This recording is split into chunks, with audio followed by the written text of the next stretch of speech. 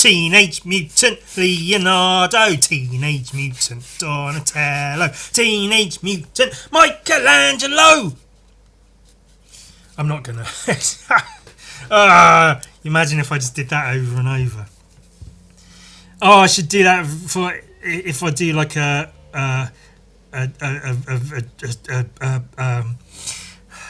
good start, Ewan. Brilliant. Fucking brilliant. You should do this for a living, Ewan. If I do a time-lapse video of me doing a drawing or something as the audio for it, instead of like music or whatever. Oh, excuse me. I should just have me on repeat singing Teenage Mutant Leonardo, Teenage Mutant Donatello. I should do that. I should do a Teenage Mutant Leonardo painting or drawing or something, and then as the audio can be that. And if I speed the video up so it's a few minutes long, I reckon I could sing that for a few minutes. Like I won't necessarily need to like copy and paste the audio or whatever. I could sing it for a couple of minutes. It won't be too annoying, will it? It'd be alright. It'd be fun and funny. It'd be funny, wouldn't it? Teenage Mutant, Teenage Mutant, very good. Teenage Mutant, Teenage Mutant.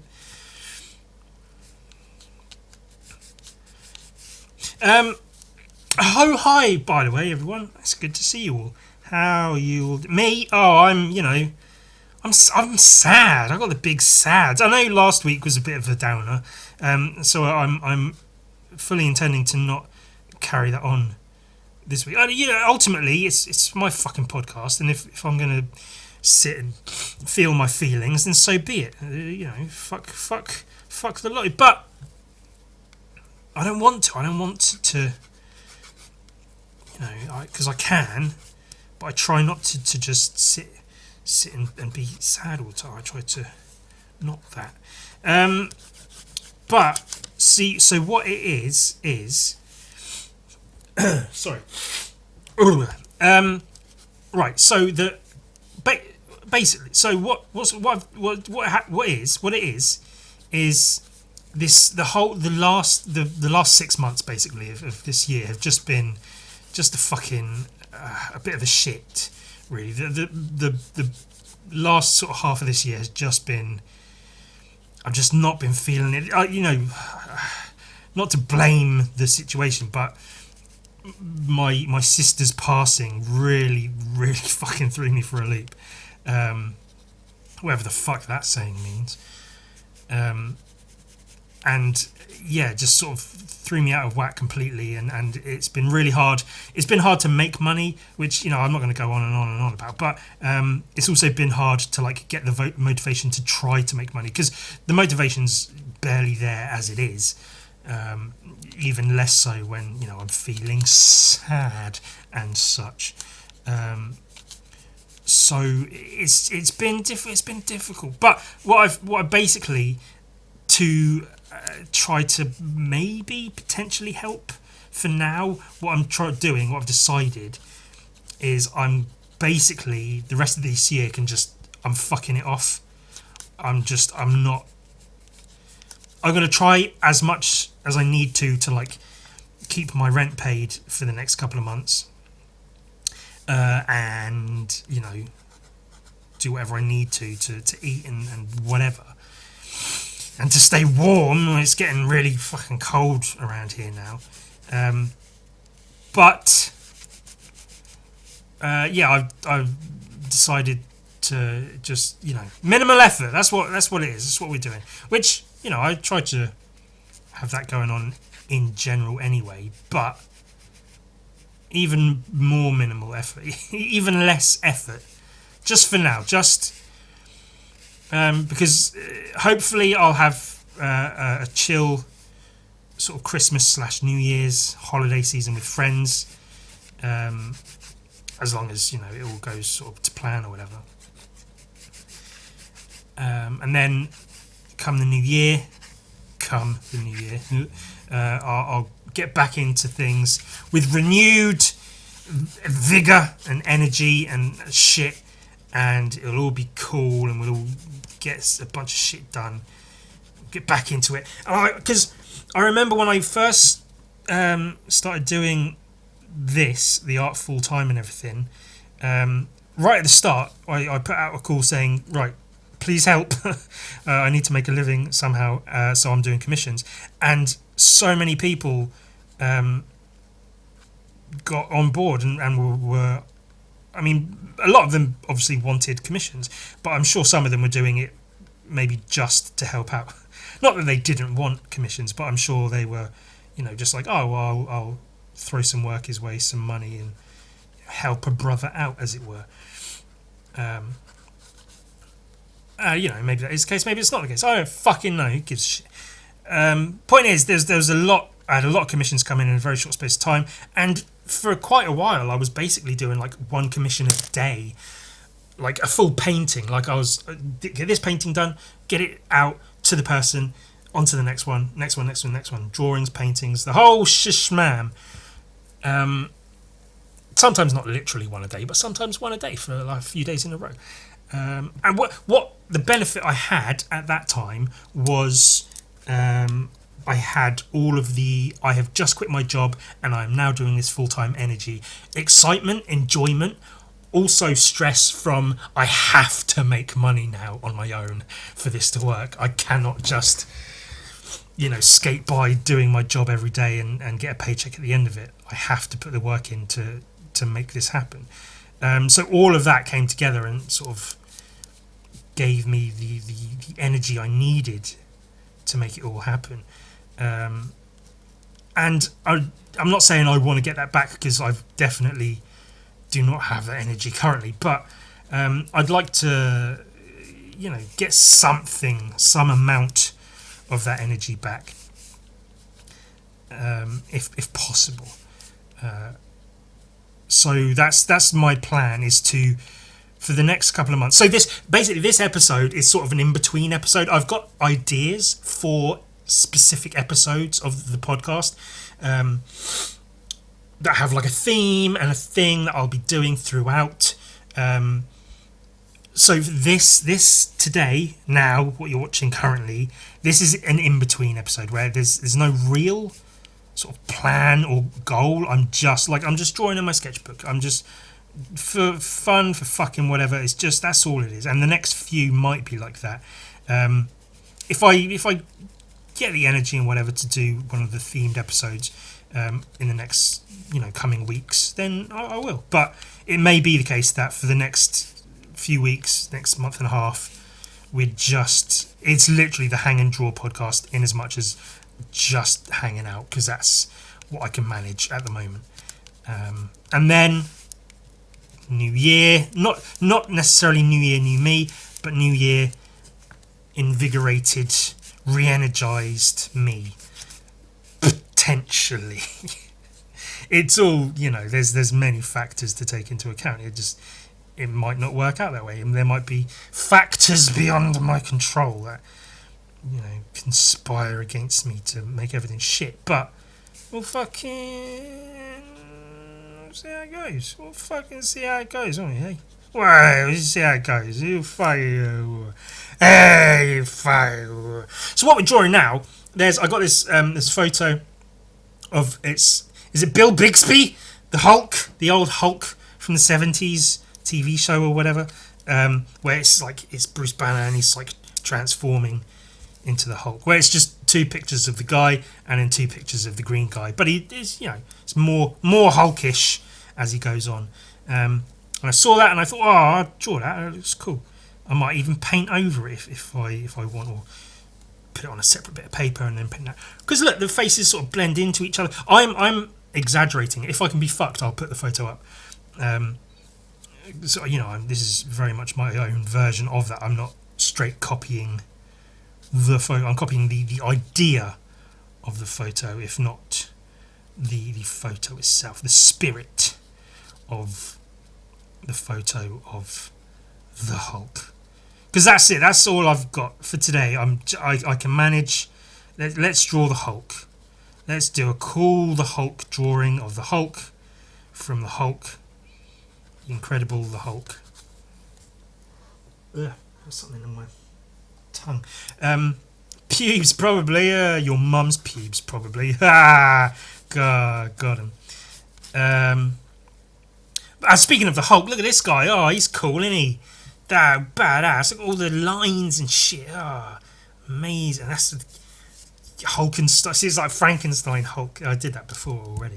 It was a whole episode. With this sketchbook, my original plan was I'll use it like a sketchbook, and then every now and again I'll try to like link the pages together, so it like as you look through the whole thing, you can pull it out, so you don't get a baby. You can pull it out and look at it, and there will be things that sort of blend and flow into each page.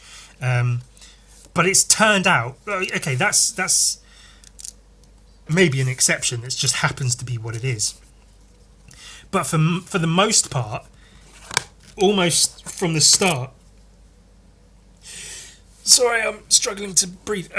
It's been pages that go into other bit, like they do work on their own, but they all kind of, especially these ones, they flow into one another. Like that works on its own. This one doesn't necessarily, but then into that, and then that kind of works, but it does go over into this page, and this is like, what's that? And then that goes into those, and it all flows into one, which is really cool.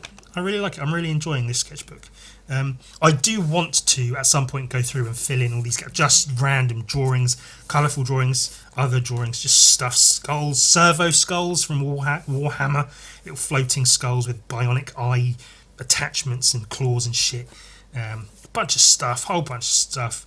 That could be quite a cool painting if I just paint like a strip down here, some background above this Sister of Battle here, and then so this top bit is just like brownish smog, fog of war background, and then maybe some detail, but then just some colour implying her armour and stuff, and some paint her face in, some lighting and stuff, maybe a bullet casing flying out of a gun. That could be quite a cool little divider between, I don't know, might be. Shit, a bunch of shit. All the pages, they go together, they blend into each other, and then this is cool. This is unintentional, but like you've got Franken Hulk or Hulkenstein or whatever, sort of here and here and here, and then that's going to go into some more Hulk drawings, just for the fucking fuck of it. Because why the fucking fuck not? One issue though is because of how this book is, because it doesn't have a spine. When I'm trying to it's hard to just draw in it like a normal book, because the page is like, I can't show it like that, but the page is you can kind of see, can't you? If I push down here, the pages sort of come up because it's pulling the next page and the next page, so you can't get a decent flat surface, which is why it's easier to just draw like this anyway, and then you're going to draw across the pages because the pages are all in the pages. Crazy wild shit that in it. It's bananas, absolute bananas, crazy wazy banana-ramas.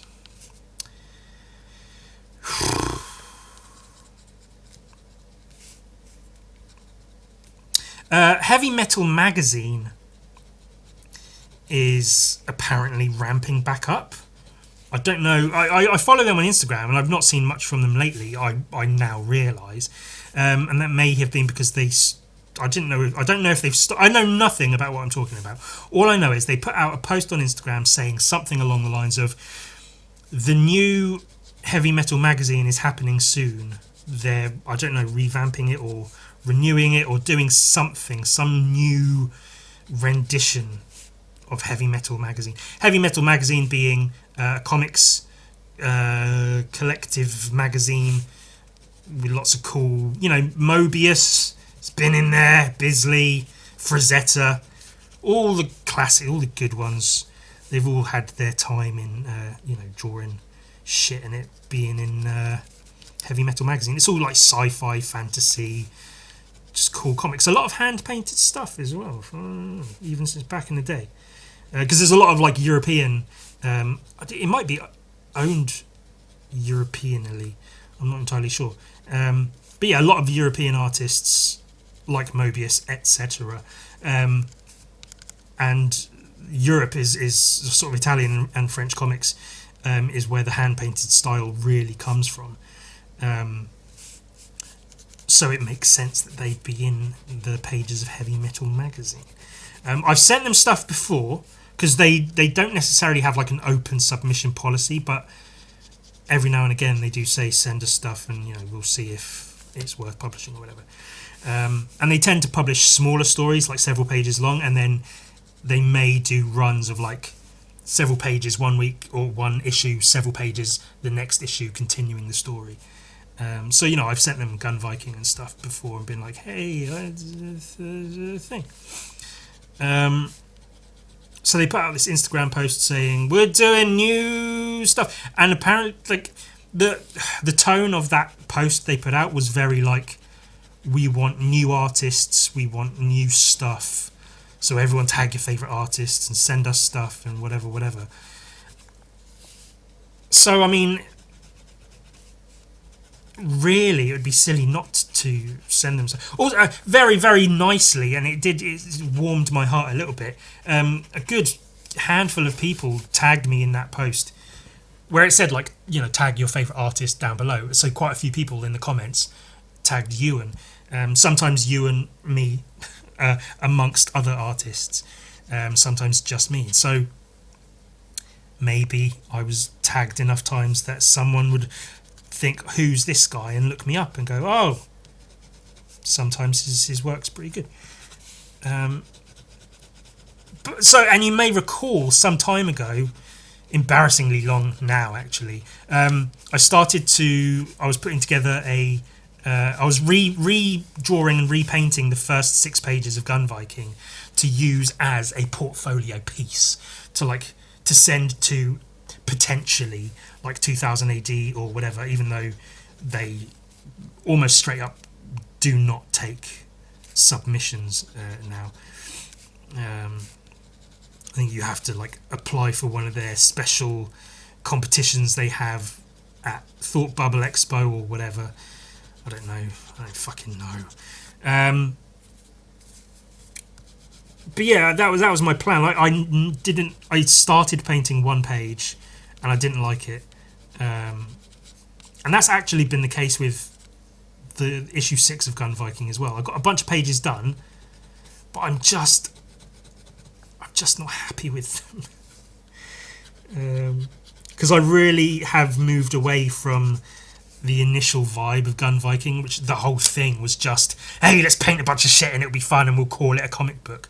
Whereas Gun Viking currently is, this is the story, so I'm trying to illustrate to tell the story, which is so far removed from what Gun Viking is supposed to be. And I think that's why I'm looking at the pages I've done and I'm just not happy with them. So I might need to rework things a little bit. We'll see how we go. But I am thinking this may be a good time to do what the fuck I said I was going to do and remake, redraw, repaint those first 6 pages of Gun Viking, and then send them to fucking Heavy Metal and be like, listen, look, this shit, this is good shit, and people like it. People like this shit, so give me money to put it in your comic, you gonads, you bunch of ball bags, you fucking testicles. Quite a surprising, unexpected find this week. Lemore 13 by Ashley Wood and T.P. Louise. I've seen snippets of his character, Lemore 13, throughout his work over the years in like art books and stuff. I've seen drawings of him, sections of pages and panels. I've always been very intrigued. because it's a cool looking character. You could even say it's an inspiring character with the skull face and like the poncho and everything. You saw me come up with Death Fist. I came up with Death Fist organically. I wasn't copying. Plus, Death Fist's got a giant arm. He hasn't, and Death Fist doesn't wear a hat. Well, he does wear a hat early on, but it's a different kind of. But I've never come across any actual books of Lemore. And so now Ashley Wood's on his, I guess, owning his own shit, and so putting it out with Image Comics instead of IDW. And so he put Lemore in a book. Wow! I actually read this, if you can believe that. I actually sat and I read all the words, every single word in this little comic book, and I understood some of them, even though there's actually a weird amount of like spelling and grammatical errors in this. I find that quite, not all the time, but fairly often in Ashley Wood's work. So I do wonder if it's on purpose or if it's, they don't have editors necessarily, they just put their stuff out there. So maybe if just one editor looked over it and said, oh, you've got a few mistakes here. But again, I'm talking out my arse. I don't know what the fuck I'm going on about. So the story is like a little, for me personally, it's a little bit of a confusing mess. It reminded me of Neon Genesis Evangelion or Jellion, fucking whatever, Ian. My first introduction to Neon Genesis was I got a DVD which was like a movie, but it was made up of what I found out later, loads and loads and loads of portions of the series, the episodes from the series, just like sections cut out and stitched together in like a 90-minute film, which basically tells the story of Neon Genesis Evangelion up to a point, and then there's separate from that the end of Evangelion, fucking whatever, as a separate actual standalone film at the end of it all. So I got both of those very early in the days of like watching manga, anime stuff. So that first film compilation thing was so confusing because I watched it like 15 times and barely understood it, because it goes this day, then here, now that, and this, back then, forward here, jump to this, and it's got all the the shit with the introduction of the characters and their relationships and the AV units and the angels and the fights and the fucking big raised big head in the water with the and the Adam and the nerve and the spear in Adam's fucking thing, and where he comes on his hand with the girl's tits in hospital, and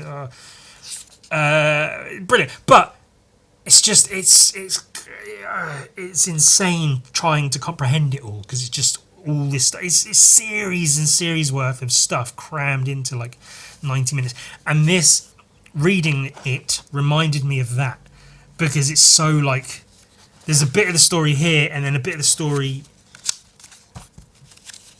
what am I doing here, and then a bit of the same story here, and it's like and it goes back, and nothing's sort of set in stone.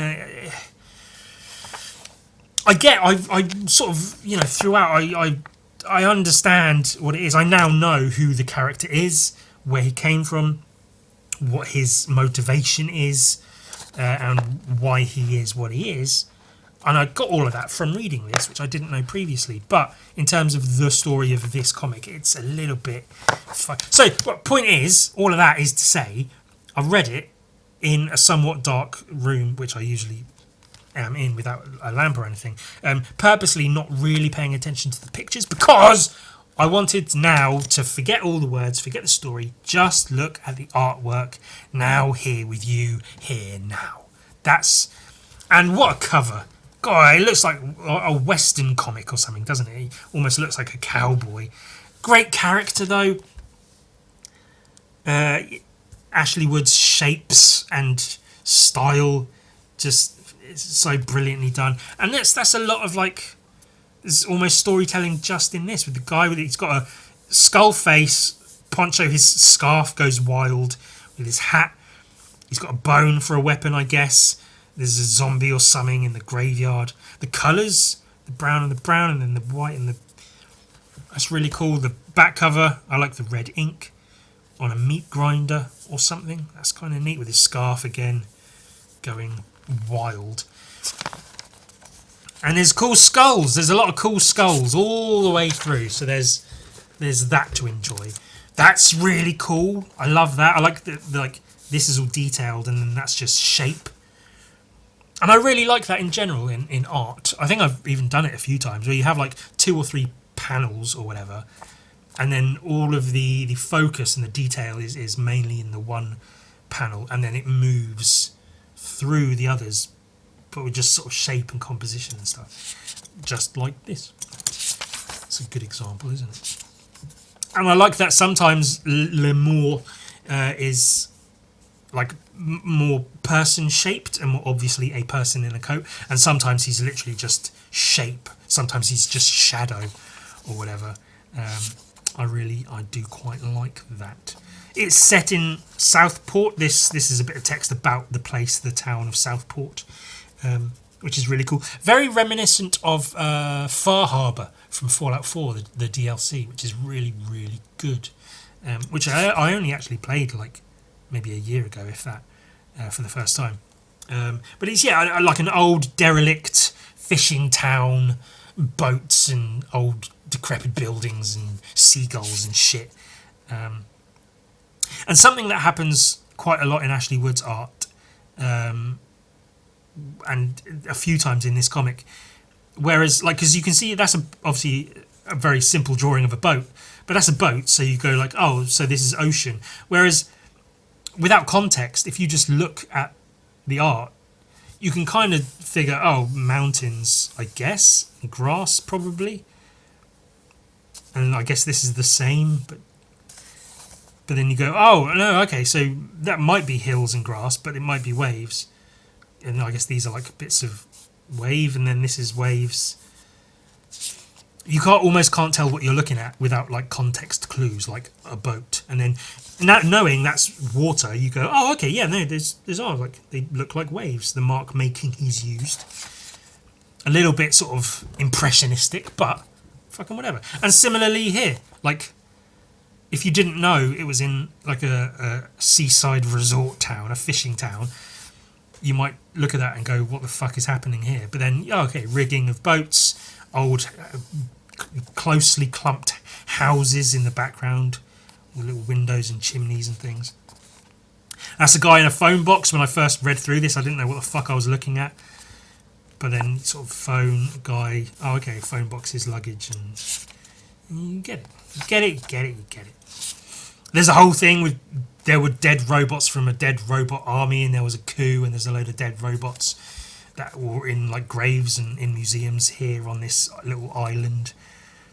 So, and I like the contrast of like the red brownish ink into the museum area, and it's all greys because it's like stone and metal. That's a really good jump, and you can tell right away that's a museum. That's obviously a museum. The plinth, the plaque, the giant robot skull with the helmet on, people standing around.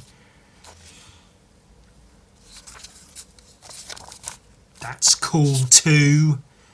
Just a cool Mort being Mort. I say Lemore because I assume it's supposed to be like French, like the Dead 13 or the Death 13 or something. Otherwise it's Les Mort 13, and yeah, Lemore is probably more what it's going for. I like this fucker in a coffin, and tubes and screens and shit. I think that's our guy, Mr. Moore. But so there's a robot witch in this coffin, a dead robot witch in this coffin. So he's got to look out for that coffin. He's got to look after the coffin for one night for some reason, in case the robot witch gets out, and then that crops up now and again, and then the robot witch does come out, but it's just a ghost, and then nothing happens. yeah, so the story's just fucking. Well, there's a pair. There's a fucking pair. All these interludes. That's another thing. It's like bit of a story, bit of a different bit of a story from a different time. An interlude with a pair that is mentioned later on, but doesn't. It's a bit, and then another bit of the story, which for me reading it, it's like, what the fuck's going on? Why can't you just tell a story? But at the same time, it's probably genius level storytelling that I'm just too fucking simple to understand. I look at pictures and I go, oh, look at the hat. Look at the picture of the hat flowing through the panels in this page. Isn't that good storytelling? And it is. And then I read the story and I go, what's happening? I don't get it. But like I say, I do get it because I've sucked in a lot of information from this. I know how he was a magician, and he had this whole thing of his act was that he'd defy death. Another interlude, a guy saying some shit. So every show he'd get beheaded or drowned or fall from a great height or something. He'd die, but then he'd come back to life, and the crowd would go wild. And then there were 13 other magicians who hated him, I guess, because he was getting too famous or whatever. So they all conspired to kill him. So they all stabbed him with a knife, each one with their own knife, trying to kill him. But then, through a mistake on their part and also some higher power, some psychic influence or something, he stayed alive and has now been put on a path of revenge of the 13 people who tried to kill him. Lemore 13 is all, which is a really sort of cool backstory for a character. I really like it, and that's all. You know, I read the thing, and so I did get it. It's just it's written in such a way that you have to piece it together, and maybe that's the point. It's not just saying this is what happened. You have to take this bit of information and this bit of and this bit, put them together in your head, and go, I'm building a. That's a really, really great piece of storytelling. Almost ridiculously simplistic in terms of panel by panel. These buildings could be drawn by a child, some vaguely people-shaped objects here, but the hat flowing through the panels flowing through the town. It's kind of genius. The use of the red versus the black and white imbalance of like colour and non-colour. It's really good. I mean, that's whatever. I think that was even in one of the previous things where the collection books or whatever. And again, the jump from like red, black and white, greys, and then just black and white with just a trace of red, just a little.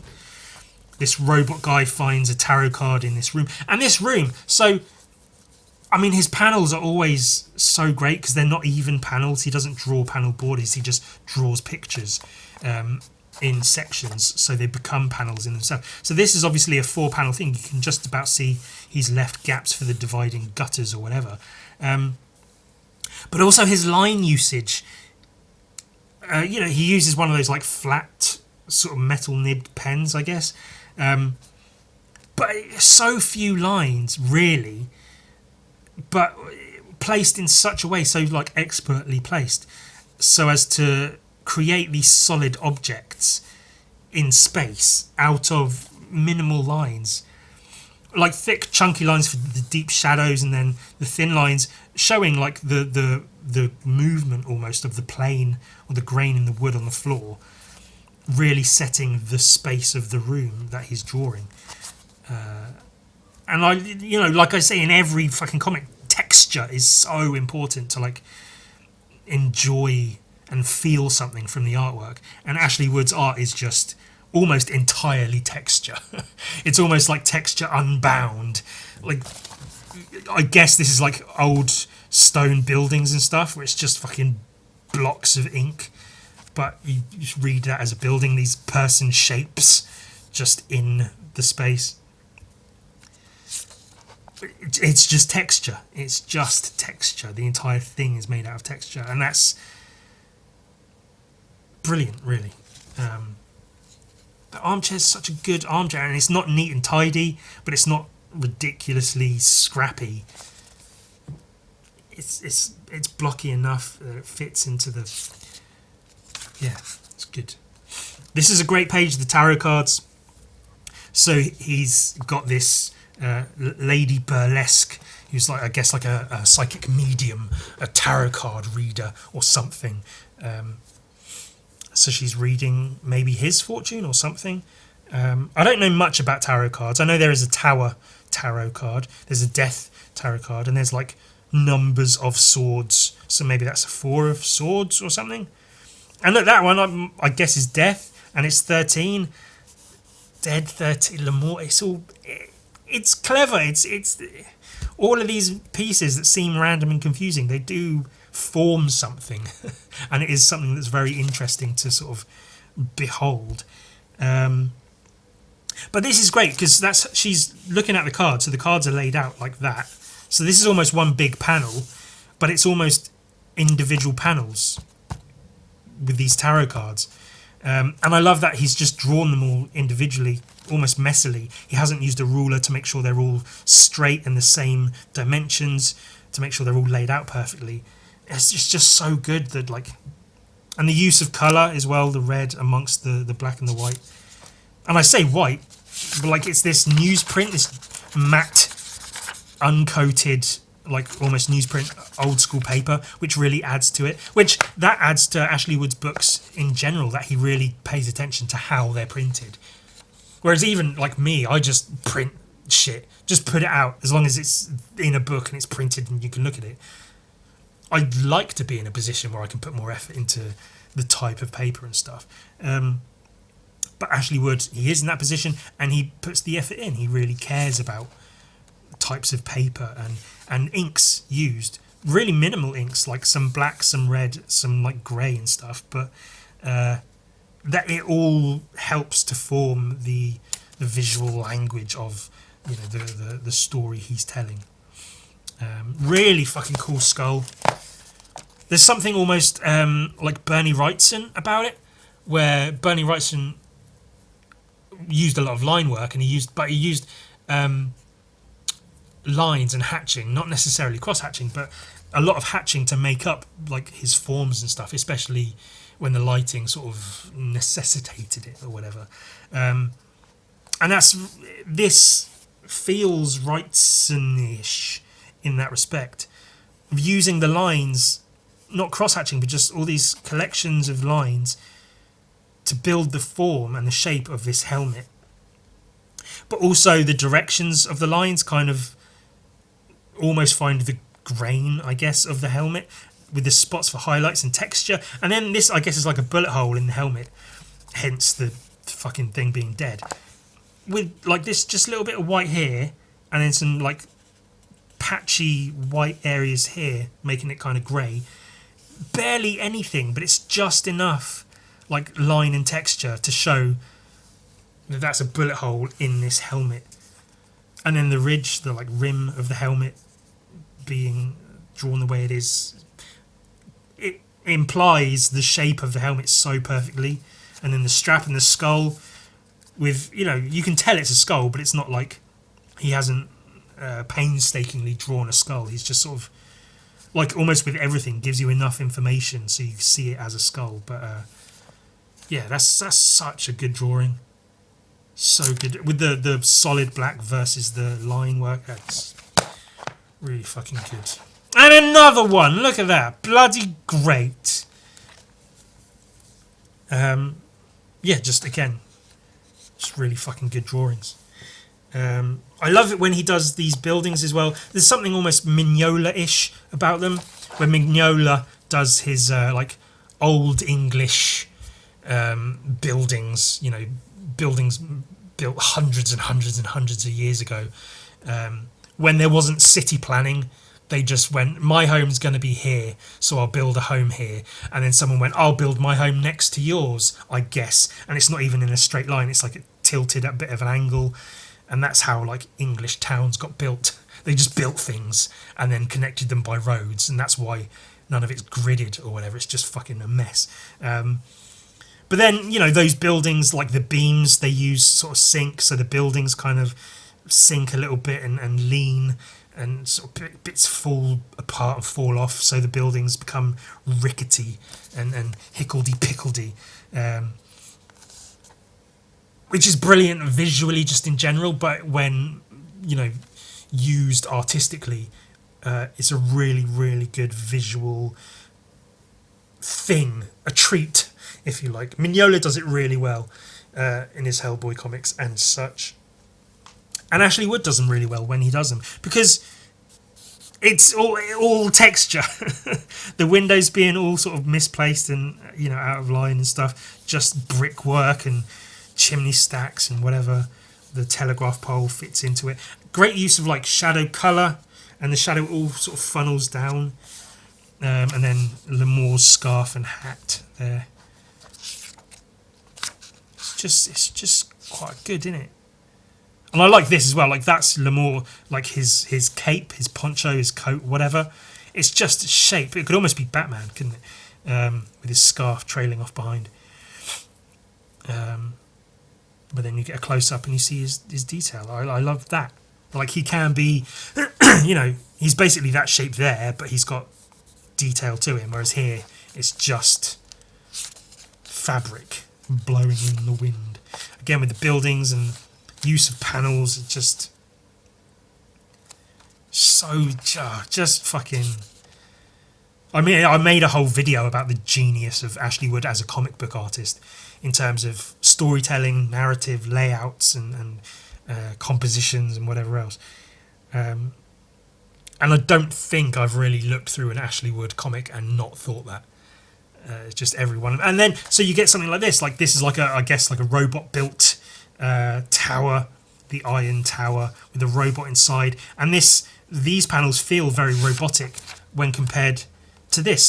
So here you've got red, which is quite, an alive kind of colour. On the brown tone paper, the raggedy old English buildings contrasted so harshly with this monolith of a building, and then these like stark, cold, robotic shapes, especially in this. Like, I love that inverted panel to panel thing there. Where he's looking at the tarot card he picked up earlier.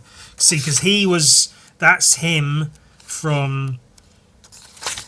He's here, going into a house, and there's tarot cards everywhere, and he picks one up, and he thinks it has some kind of meaning to it or something. And so that's now him in his tower with the tarot card. I don't know what the fuck it means. Then there's this guy. He was on the phone at the beginning. He's looking for Lemore. And then she stops him. Like, stop. Seagulls throughout. That's a good thing as well. There's seagulls throughout the comic, which is a nice little... can't think of the word. Not a gimmick, but... that sort of thing. A recurring symbol. You get it. And this is where he's talking about all the people, the 13 fuckers who stabbed him with their knives. Another great bit of storytelling. Because he could have drawn a couple of them stabbing him, or he could have tried to draw all 13 of them, and then a bit of text to tell the story. But instead you get this like really weirdly but also nicely laid out thing of 1, 2, 3, 4, 5, 6, 7, 8, 9, 10, 11, 12, 13. Each a different hand with a different knife in a different sort of stabbing position, with the text interspersed telling the story of that. Which, to tell the story, like, that's such a visually interesting way to put that text forward, rather than just like a block of text and then, some people stabbing him with knives. It's pretty great. The devil card, I think that is. Skulls and shit. Love an Ashley Wood skull. Towers and broken ruins and shit. The skull with like the panel kind of, but not entirely. Same. Just like such a wonderful thing to look through a comic that's this interesting to look at. That it's not just, and I can say the opposite of that of my comics. Even like I say, my comics are boring to look through because it's just page of panels. Oh, then yeah, maybe a splash panel of a guy with guns, and then it's like that throughout. Whereas this, every page is like built differently. The panels are interesting. The color choices differ and they're interesting. The line work, the things happening on each page, like every page or two is like something new to look at and look through. This guy having a conversation with a dead robot, walking along and down the dead robot. And I guess that was Lemore in his hospital coffin or whatever. And he had the dead monkey, the dead monkey, or the headless monkey taking care of him, and the monkey will get his head back when he's better. And then the monkey got his head back, so he's better. So I think that's Lemore, now free to do his thing. I'm not entirely sure. Again, I did gather a lot of information, but not all of the information. And then I think that's about it. And then it's just like a bunch of stuff. Really, really cool ramshackle house with Mr. Moore on top. A great skull behind it. And it's a cool boat. It's a good drawing of a boat. Good lines, good texture, good form, shape. It's floating, I guess. I mean, all boats float. Well, technically. Not the Titanic. Well, it did float for a little while. Love that. The telegraph pole. You see that in like deep cities. A lot in Japan. You'll see, shots of like in more urban slum kind of areas where everyone's just fucking getting their electricity from this one pole. Just craziness going on. Just a bunch of cool artwork, which is about what you'd expect from Ashley Wood. This is a little bit more about his background, doing these tricks and magic acts and stuff until the 13 fuckers stabbed him up, and there's dead him with 13 knives in his body.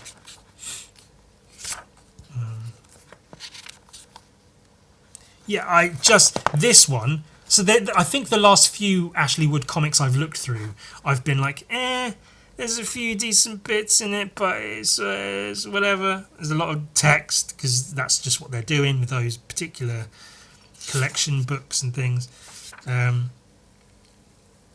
This has been an absolute treat. And now I'm actually looking through it properly right now for the first time. Because like I say earlier on, I read it, but I wasn't really paying attention. So now I'm actually looking through it and really, really enjoying it. The line making, the mark making, the panel layouts, compositions, storytelling, that's a really, really fucking gorgeous little book. I've been having more ideas for stand-up comedy routines. Because I may be spending some time in some places with some friends. Maybe I might not. Depends how plans go, like everything. But there's a chance that I might, just for fun, be like, oh hey, let's go to an open mic comedy night. Let's see if there's one locally, which I already checked, and I think there will be.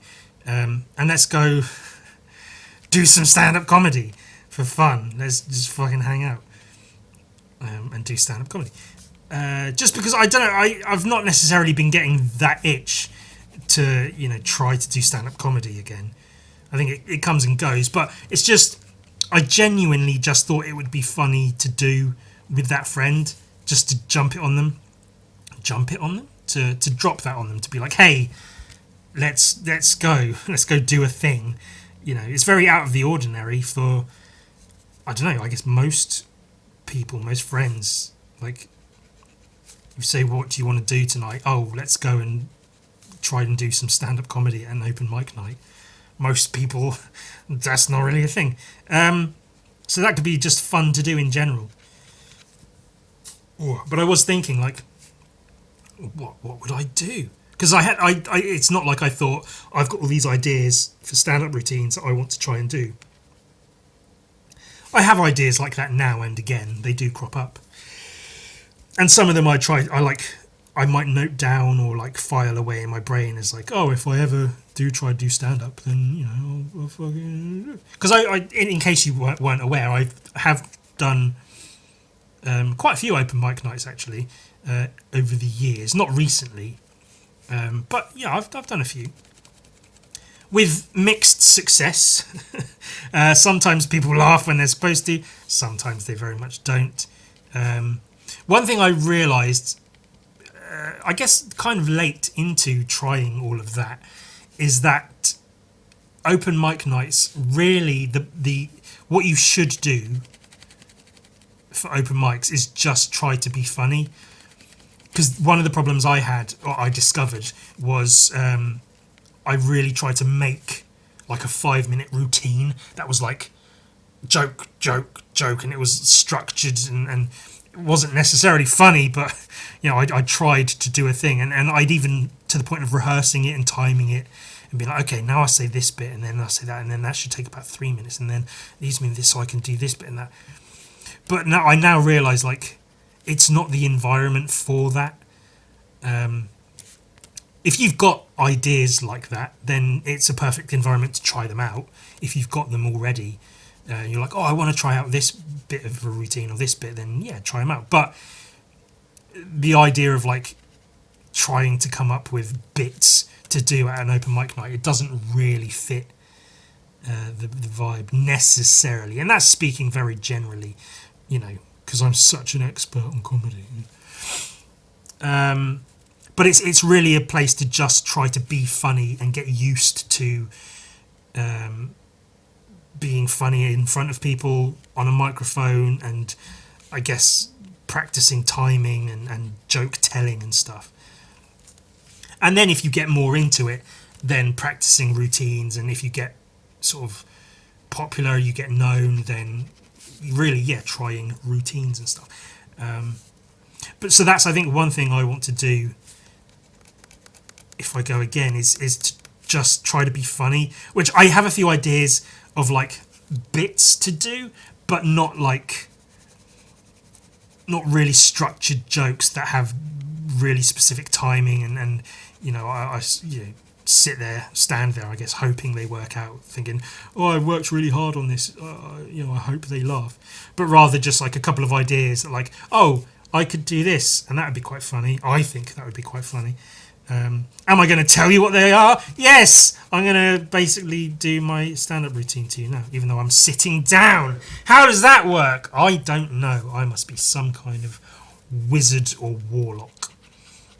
I do prefer the word warlock. I prefer the idea of being... I don't know why I was trying to draw with fucking pens under my paper like it's nothing. Jesus Christ, Ewan. Fucking get your shit together.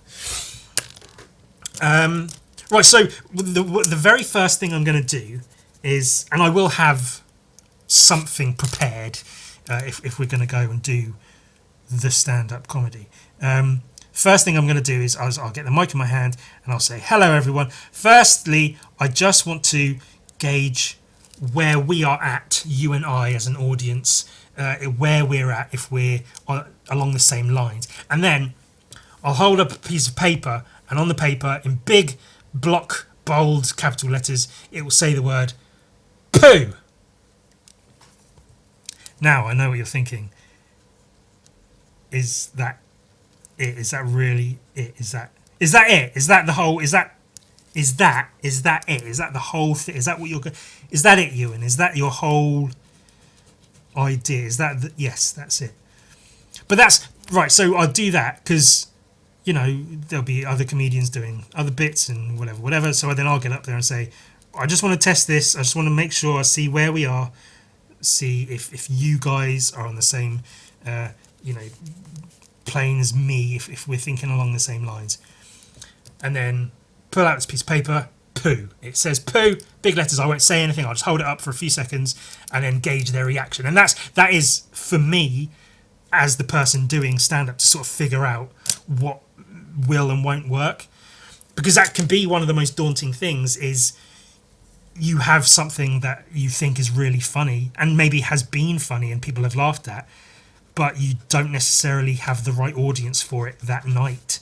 Which, as far as I understand it, that happens with professional comedians quite often, where in one place one night a certain joke can absolutely kill and everyone can be laughing uproariously and really, really enjoying it.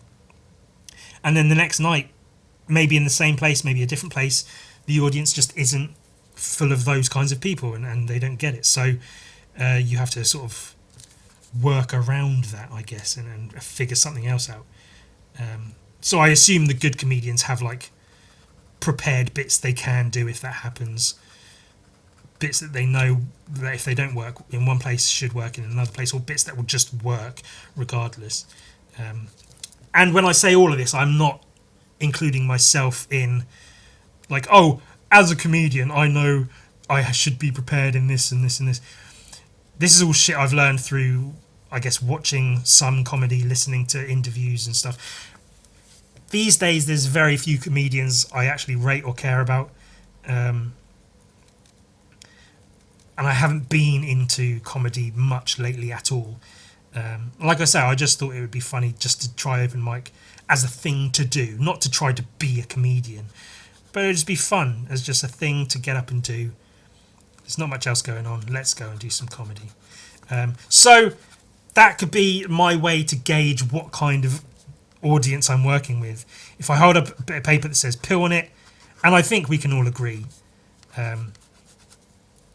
seeing the word poo written down is just about the funniest thing ever in the world ever.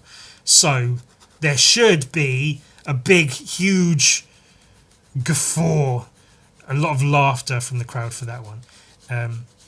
So my plan then is to, if people laugh generally, if they see the word poo and go, he just held up a bit of paper that said poo, that's funny. If they laugh, even like just a little bit, then I will say, okay, good, we should get along just fine then, because most of my jokes are going to be poo related, basically. That's what I'm leaning to. And then if people don't laugh, I'll have to deal with that, and I'll say something along those lines of like, oh, okay, well, this might not go perfectly then. So then my plan, that's going to be my opening bit, is poo on a piece of paper, which I think's hilarious, personally. You know, maybe you find it funny, maybe you don't. I don't give a fuck. I think it's fucking hilariously funny. And then what I'll do is I'll reach into my pocket and I'll pull out just a big handful of Post-it notes like this. Maybe even more. These are just some I got from like piles in my book and stuff of just Post-it notes. And I'll make it funny on purpose. I'll have loads and loads of Post-it notes.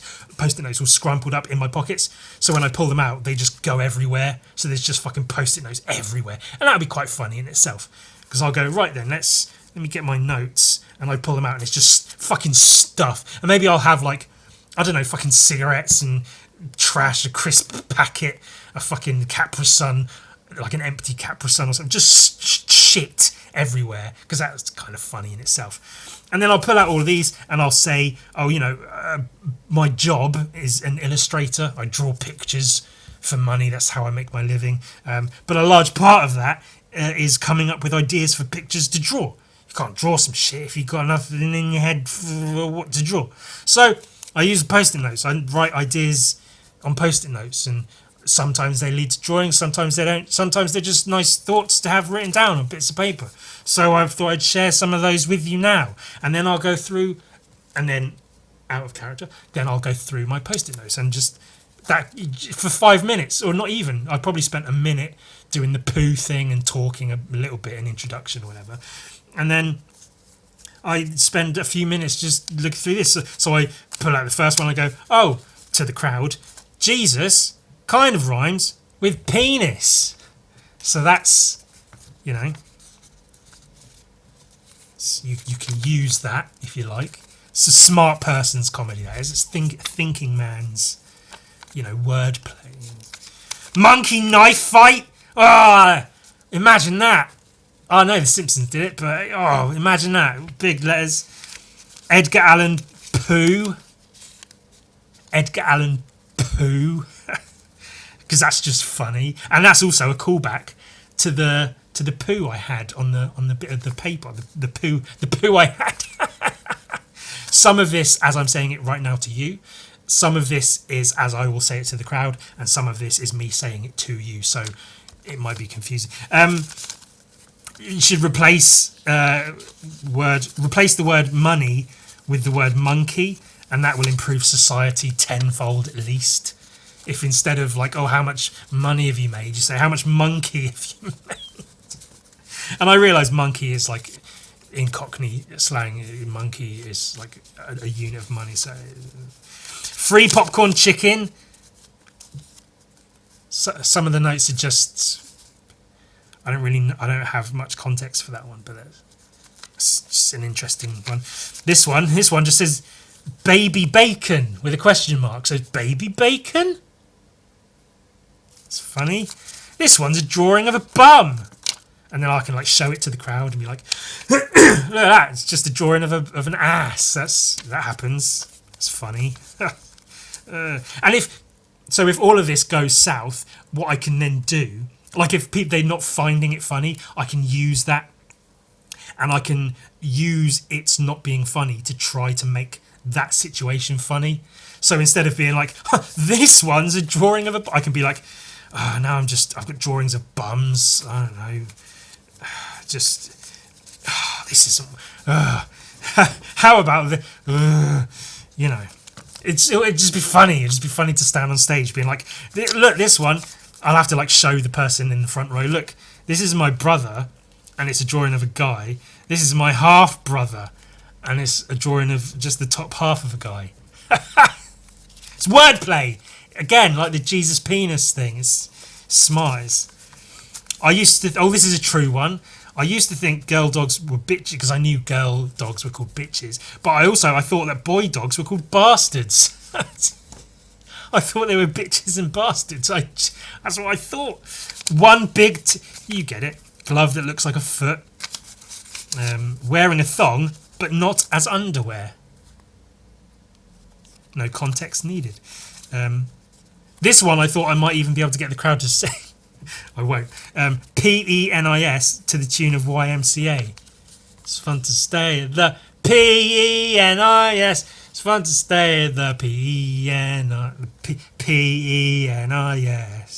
You could suck a cock, put it in your mouth. It's fun when it's up your bum. It's fun to stay at the Penis. Fun to suck on the Penis. So that'll be my comedy routine, which will be really, really funny. And I'll get famous for doing comedy. And I can give up drawing forever and ever because I'll be a famous comedian now instead of an artist. Some of that's funny. I'm not going to let you tell me it's not. Maybe you're sitting, it's the context, the environment. Maybe me sitting at my desk saying this will be really funny isn't funny. I understand if you're watching this and I did all of that just now and you're thinking that's not. Please don't embarrass yourself, Ewan. Don't do that on stage in front of people, please. But I'm telling you, some of that is funny. You can shut up if you think it's not. Some of it's not, but like I say, I can make it work. I can. If I'm aware that it's not funny, then I can sort of lean into it and be like, yeah, all right, Not all of the notes are fucking brilliant comedic bits. Some of them are just shit I wrote down. I don't know why I wrote free popcorn chicken. I do. I was telling an anecdote of when I got a free popcorn chicken. But if that's just a random note in amongst a bunch of random notes, what does that mean? I don't know. Why would you have that written down? That's almost funny. It's funny. Shut up. It's funny.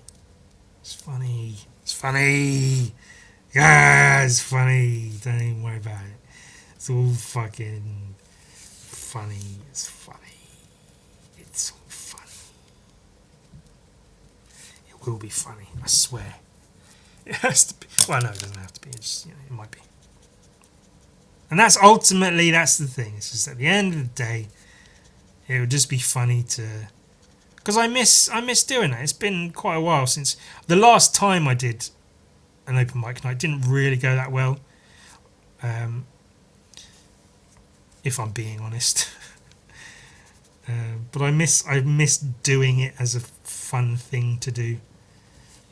So I'd like to do it more, and so maybe I'll do it more. There isn't really anywhere locally that does it. I have to travel for quite a bit. If nothing else, I've got to go all the way to London to really do it. There are places closer, but not many. So that's annoying also. That I can't just go to the local place that does open mic comedy and do open mic comedy, because there isn't one.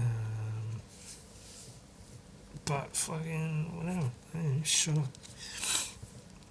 The heavy metal thing will be good though, won't it? If I send them Gun Viking, if they like it.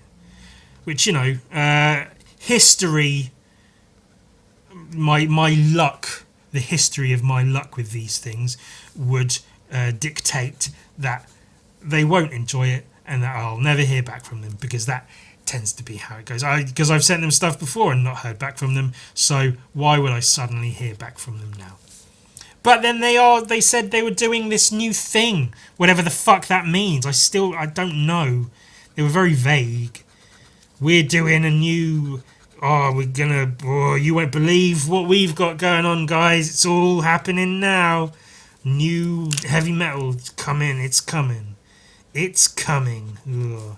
All over your everywhere, all in your parts, in all your bits, coming all about the place. So it might be good. Exposure and shit. I should make a story post. I should, because you can block people on Instagram from literally just from seeing your stories. You can hold down on their profile picture and it will say mute and then or block story. There's a way you can not allow people to see your stories that you post on Instagram. So I can do that with the heavy metal page, stop them from seeing my stories, and then post in my story that everyone should go to this post that they posted and comment me, Ewan, get Ewan in your comic, put Ewan in your comic. You have to put Ewan in your comic. If you don't put Ewan in your comic, I'm going to send letter bombs to your offices. Maybe not that extreme, but maybe that extreme. Fuck it. Let's be heavy metal about it. Because then if they see that so many people are, putting my name in their post, they might go, oh, let's have a look at this guy. And if they do, they might go, well, let's see what he's posted in his story. And then they might see, oh, he just told everyone to go and to go and comment on our post. But if they can't see my stories, then they'll think it's happened naturally without me telling them to. They might believe that. I don't know. But like I say, ultimately, it's whatever. It's come at a fairly bad time because I'm trying to just get through the next couple of months without doing shit, without putting effort into things. And then this goddamned fucking heavy metal thing shows up and it's I should be on it. I should be on top of it, putting real effort into getting seen by heavy metal. Because this could be a big break, or it could be a break. I don't know about a big one, but it could be something, Heavy metal. A lot of big artists got their start with, not necessarily got their start, but in their early days, they were, shown in Heavy Metal magazine, which showed their work to a lot of people. So they did, they kind of got their start in Heavy Metal magazine. So it could be a thing to be in Heavy Metal magazine. I don't think it's quite as big a deal now as it was back in the day, which is, that's true of everything really. But Yeah, it could be something. It could be something.